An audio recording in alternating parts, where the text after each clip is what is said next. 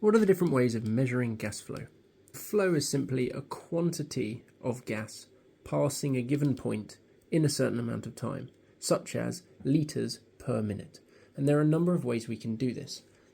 First option, if we have a hot wire and we allow gas to flow past that wire, it's going to cool the wire down.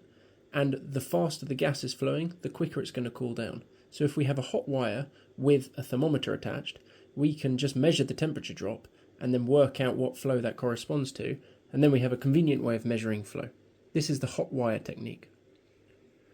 Alternatively, we could have a turbine or a wind vane, and that will spin, and the speed at which it spins is proportional to the flow rate of the gas. This is commonly how some spirometers work.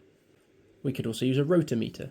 A rotometer is a thin tube that has a bobbin sitting in the middle, and gas flows up the middle of the tube and around the bobbin, but in doing so it lifts the bobbin up, and it has a calibrated scale along the side. So if the gas flows faster, it will lift the bobbin higher up the tube. And this is what you see on the wall oxygen supply and rotometers on the anaesthetic machines.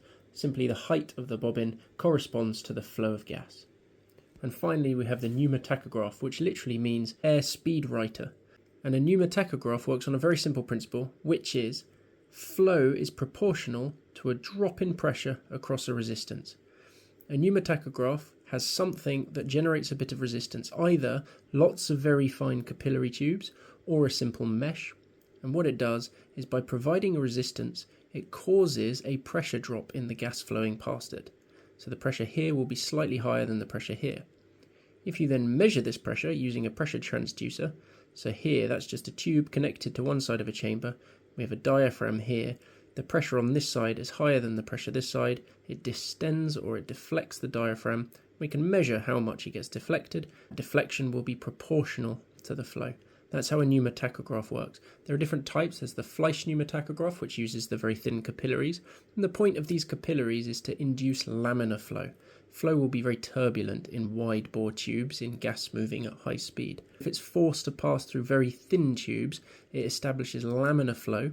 And the reason we want to do that is the change in pressure will be more linearly related to the flow rate if there is laminar flow.